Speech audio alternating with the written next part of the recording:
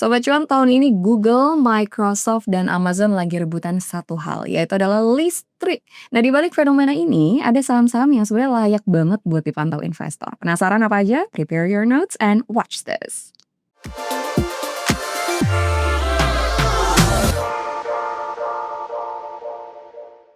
Kak William, kita tahu SpaceX udah IPO nih ya akhirnya. Nah, sekarang gimana nih hasil dari IPO-nya mereka, Kak William? Nah, kita tahu ya bahwa SpaceX kemarin udah, IPO di harga sekitar 135 per lembar sahamnya dan setelah itu langsung melonjak sekitaran 19% itu di hari pertama sampai sekitaran di $160 per lembar Hmm, sahamnya. Dan sempat juga kapitalisasi pasarnya itu menyentuh $2 triliun right. dan total dananya sesuai dengan yang diprediksi sekitar di Hmm. 85 miliar US dollar ya, yang Hmm. artinya ini melebihi dari IPO-nya Saudi Aramco, bahkan Iya. sampai 2 kali lipatnya dari IPO Saudi Aramco yang salah satunya terbesar di 2019 lalu.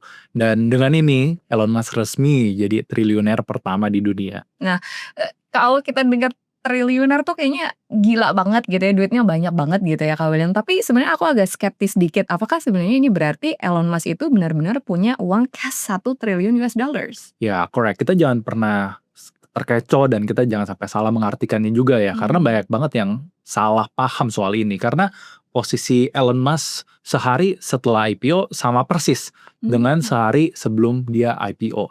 Dan yang berubah itu cuma satu, yaitu publik sekarang bersedia bayar lebih mahal untuk saham SpaceX yang emang dia udah pegang dalam jangka waktu yang cukup lama. Mmm. Dan dia juga bahkan sekarang nggak jual satu lembar saham pun ya, Mhm mhm. karena ya well masih kena lock up period juga 1 tahun. Iya. Jadi ini adalah salah satu perbedaan yang mendasar antara nilai pasar Mmm. dengan nilai uang tunai yang Miliki. dimiliki oleh, pemilik itu sendiri gitu. Tapi Bro William, tadi kan setelah, SpaceX itu IPO, sebenarnya kita tahu mereka juga mengakuisisi yang namanya Consort dan senilai $60 miliar kalau nggak salah ya waktu itu. Iya. Nah, sebenarnya itu kemahalan banget nggak sih? Mengingat Cursor juga kan lagi kehilangan Anthropic nih, salah satu backbone teknologinya dia. Nah, mahal atau murah itu relatif. Oke, Mmm. tapi ini mungkin yang langsung bikin pasar notice ya, Iya. karena di mana SpaceX itu dia beli kursor divaluasi 23 kali dari ARR-nya. Mmm. Sementara SpaceX itu sendiri diperdagangkan sekitar 100 kali dari trailing revenue-nya dia. Mmm. Jadi dari segi, valuasi yang relatif ya, jadi kita tahu bahwa SpaceX ini justru dapat deal yang sangat menguntungkan. Iya. Dan ini adalah sinyal konsolidasi yang besar yang sedang berlangsung di sektor AI. Karena perusahaan besar itu mulai berbondong-bondong untuk mulai borong saham startup AI. Oke. Sebelum seharga sahamnya lebih melonjak lagi, lebih mahal Mhm gitu. mhm. Dan satu hal lagi yang lebih menarik adalah Mhm. nama Anthropic ini yang baru kita sebut dalam cerita akuisisi Cursor, Ya. ternyata juga menjadi bintang utama di cerita berikutnya. Dan Mmm. tapi di posisi kali ini dia bukan dalam posisi yang diuntungkan. Oh, oke, bukan posisi yang diuntungkan, agak mengagetkan ya. Nah, kalau kita ngomongin Anthropic yang ibaratnya, kehilangan kursor minggu ini, sebenarnya mereka juga agak kena masalah nggak sih, Bro William? Karena kan kita tahu kayaknya masalahnya jauh lebih serius karena ini juga melibatkan pemerintah Amerika Serikat secara langsung, right? Ya, bener banget. Jadi Anthropic ini punya model AI yang sangat canggih namanya Mythos, Mmm. terutama di kapabilitas cybernya ya, Riz, ya. Mmm. Jadi mereka merilis versi yang dianggap lebih aman, namanya Fable. Oke. Dan di sini ada 2 masalah yang muncul secara bersamaan. Mereka kasih akses Mythos ke lebih daripada 50 perusahaan Mhm. tanpa koordinasi dengan White House. Oke. Dan ini diduga ada keterkaitannya juga dengan China. Dan Mmm. ditambah lagi, Amazon itu sendiri itu menemukan celah keamanan yang cukup serius nih di Mhm. model Fable. Jadi ini bukan semata-mata masalah teknis saja, tapi masalah komunikasi dan governance itu sendiri. Oke, masalah komunikasi ya. Tapi ini kan sebenarnya the big issue adalah mereka sampai melibatkan pemerintah Amerika Serikat secara langsung. I mean, pemerintah Amerika Serikat sendiri sampai telepon langsung loh ke CEO-nya Anthropic dan menurut aku ini bukan hal yang biasa terjadi nggak sih? Mungkin kalau kita flashback sedikit, rantai ceritanya itu agak panjang nih, Oke, di mana menarik. Amazon pertama kali menemukan sebuah celah keamanan, di mana Andy Jassy dia CEO Amazon ya, Mhm. yang juga sekaligus dia adalah investor di Anthropic. Dia langsung melaporkan ke Scott Bessent.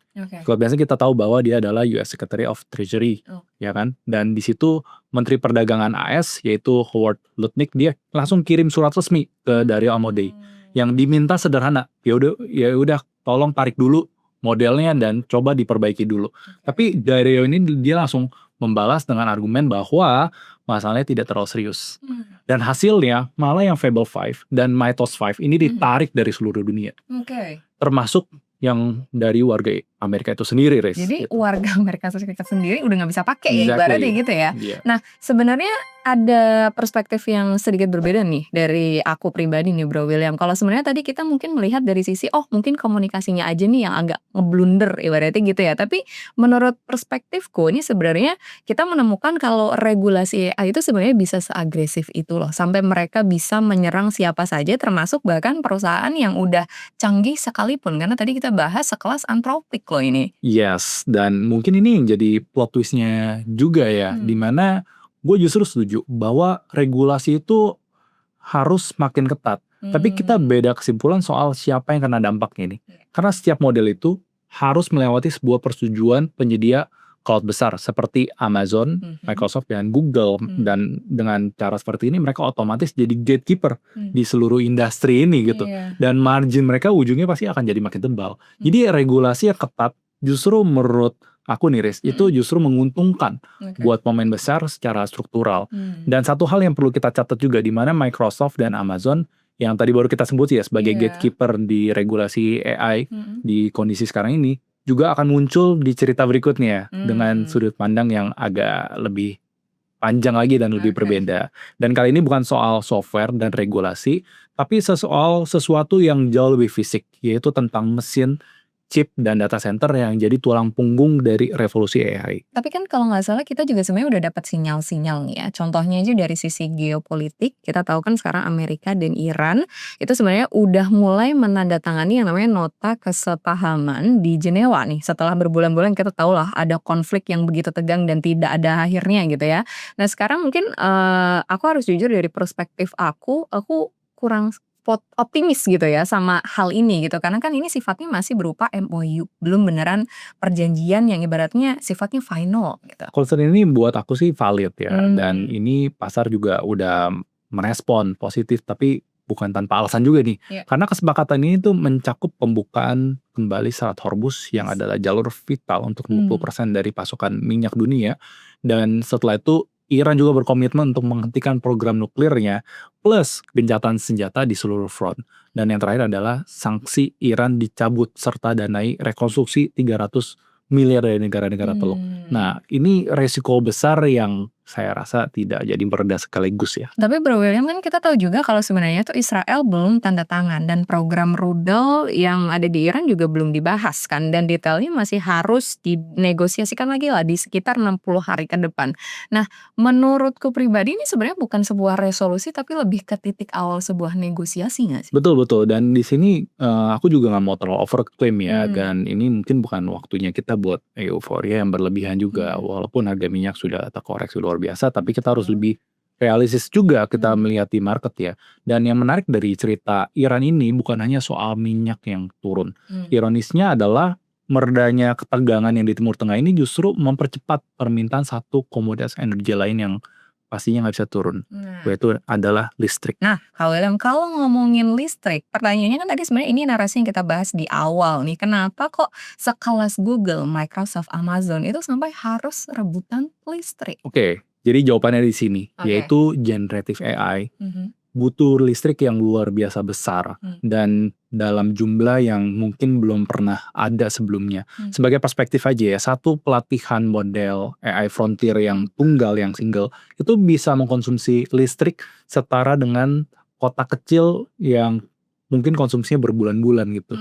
Dan konsumsi listrik data center ini secara global itu naik 17% di 2025. Hmm. dan diprediksi di 2026 juga naik 26%. Wow. Dan 4 hyperscaler terbesar, Mm-mm. Microsoft, Amazon, Google, dan Meta, dia menggelontorkan capex yang melewati 700 miliar US dollar di 2026 ini. Atau sekitar 75%-nya itu langsung ke infrastruktur AI. Tapi pertanyaannya kan sebenarnya harusnya kenaikan permintaan listrik itu sudah bisa diprediksi dari bertahun-tahun sebelumnya, Bro William. Grid listrik global itu harusnya udah bisa diantisipasi dari dulu dong. Harusnya beberapa orang memang sudah mengantisipasi, tapi kenyataannya nggak bisa secepat itu. Karena ini mungkin salah satu kesalahan orang yang mungkin mereka juga salah berhitung ya untuk memprediksi untuk kedepannya. Dimana kalau kita tahu ya nih, saya sebagai informasi juga, dimana North Virginia yang dijuluki sebagai data center capital of the world, sekarang ini menghadapi moratorium de facto pembangunan data center baru. Kenapa? Karena utilitas listriknya ini lagi kewalahan. Dimana antrian koneksi ke grid di beberapa wilayah ini bisa makan waktu sekitar 5-7 tahun, Iris. Dan infrastruktur transmisi listrik nggak bisa dibangun dalam jangka waktu yang cepat dan nggak bisa dalam semalam. Jadi ini tuh kendala fisik dan bukan cuma kendala administratif aja ya. So sekarang nih hyperscaler lagi mulai cari jalan atau cari alternatif lain, yaitu membangun sumber daya energi yang langsung ke data center mereka sendiri. Dan salah satu pilihan utamanya adalah energi nuklir, dan di dalam case ini bukan untuk senjata tapi untuk energi pembangkit listrik karena dipercaya lebih efisien dan lebih stabil. Tapi kalau misalnya tadi Bro William sempat bilang antrian koneksi listrik bisa sampai 5 hingga 7 tahun ya. Pertanyaannya apakah hyperscaler tadi itu sebenarnya mau nunggu sampai segitu lamanya? Nah pastinya mereka nggak bakal mau nunggu. Iya, karena itu mereka sekarang lagi membangun sumber energi mandiri langsung ke data centernya. Dan energi nuklir ini punya kapasitas faktor yang di atas 90%. Emisinya 0, nyala 24/7 tanpa tergantung cuaca yang seperti kita tahu solar panel atau tenaga angin juga ya. Mereka punya intermittennya, sedangkan energi nuklir ini enggak. Dan sebagai pengetahuan juga ya, informasi juga bahwa Microsoft ini udah restart pembangkit 3 Mile Island, di mana Amazon juga udah komitmen hampir 2 gigawatt, Meta sekitar 6 gigawatt, jadi total komitmen dari semua hyperscaler ini sekitar 11,5 gigawatt. Dan kalau kita ingat juga ya, di mana Microsoft dan Amazon yang tadi kita sebut sebagai gatekeeper di regulasi AI, mereka ini yang paling agresif untuk mengamankan kapasitas energi. Dan kita tahu ya, ada beberapa saham energi juga yang ada di peluang. Secara global kita bisa melihat ETF-nya, yaitu ETF URA, ETF uranium. Setelah itu ada LEU, dan setelah itu ada juga CEG. Oke, kalaupun aku setuju dengan tesis yang diberikan sama Kak William barusan, pertanyaan berikutnya sebenarnya kalau kita ngomongin energi listriknya ya, secara langsung investor tuh harus masuk dari sisi mana sih? Apakah listriknya atau sebenarnya ada angle lain yang bisa disasar? Ya, ada mungkin dari sudut pandang yang cukup berbeda, ada 4 pilihan ya. Jadi saya ada lihat-lihat juga dan saya ada riset juga. Jadi kalau tadi dari sisi nuklirnya, dari sisi energinya, ini dari segi sektor data centernya. Dan ini di sini ada DLR atau digital realty, dia adalah seperti rate dari data center terbesar di dunia. Ini revenue tumbuh sekitaran 16%.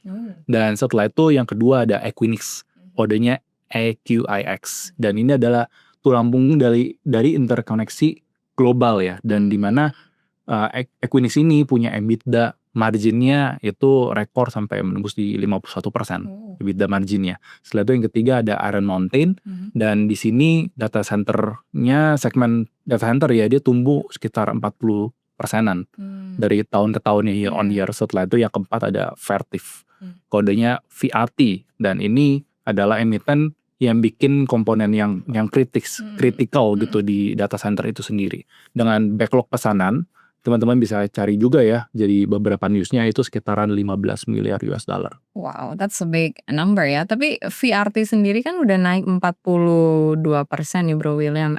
QIX juga yang tadi itu kalau nggak salah udah di 33%-an kan. Itu sebenarnya bukan entry point yang mudah ya nggak sih Kak buat investor yang mungkin baru di tahap awal nih? Ya memang kalau dari segi momentum agak tricky ya, karena sebagai perspektif juga bahwa perusahaan-perusahaan yang sekarang lagi trending pasti harga sahamnya juga akan diapresiasi oleh pasar. Jadi tren yang kuat itu nggak otomatis berarti harga sahamnya murah gitu ya. Justru biasanya kalau pasar sudah banyak mengantisipasi cerita-cerita ini, harga sahamnya akan diapresiasi gitu. Dan semua ini bergantung pada satu sumber permintaan yang sama, yaitu 4 atau 5 hyperscaler yang tadi kita sempat mention itu ya. Jadi kalau ya hyperscaler itu melambat, pastinya seluruh kelompok yang di bawahnya dari supply chain berikutnya ini juga bakalan terkoreksi secara bersamaan nih. Oke, sebenarnya jadi kesimpulannya antara aku dan Bro William di sini ada perspektif yang berbeda gitu ya. Kalau dari aku masih memperhatikan tadi ada resiko regulasi yang cukup ketat ya, tadi agresif banget dan kemudian valuasi juga harus diperhatikan karena kan sudah mulai tinggi banget nih ya angkanya gitu. Dan ini sesuatu yang sebenarnya mungkin banyak orang yang belum sadari gitu. Kalau dari Bro William sendiri perspektifnya gimana nih? Oke, jadi mungkin dari ketidaksepakatan kita tadi ya, waktu kita berdiskusi memang itu adalah yang namanya pasar ya, nggak perlu semuanya harus saling sama-sama setuju. Dan ya walaupun semuanya mengarah pada satu hal, yaitu mekanisme pasar itu sendiri. Dan tadi kita udah ngebahas ya dari mulai IPO-nya SpaceX, setelah itu dia mulai borong Cursor, setelah itu ada regulasi Fable juga yang justru memperkuat posisi Microsoft dan Amazon ya. Setelah itu ada ketegangan Iran juga, di mana ada geopolitik, semuanya mengarah pada satu sih. Di mana di era ini bagi yang menguasai energi yang listrik, dia akan lebih terdepan dan menguasai perlombaan itu. Nah, semua saham yang tadi dibahas sama kita berdua ya di diskusi kita kali ini, mulai dari DLR dan masih banyak lagi itu sebenarnya udah tersedia juga di Peluang Sobat Cuan. Jadi bisa sambil dicek dan dieksplor juga sekarang lewat link yang ada di bawah. Dan tetap diingat kalau diskusi antara aku dan Bro William hari ini adalah informasi yang bisa Sobat Cuan gunakan sebagai bahan riset ya, bukan rekomendasi investasi untuk jual atau beli aset apapun. Selalu lakukan riset mandiri sebelum Sobat Cuan mengambil keputusan apapun. Untuk sekarang kita berdua pamit undur diri dulu. I'll see you guys again in the next episode. Bye! Bye!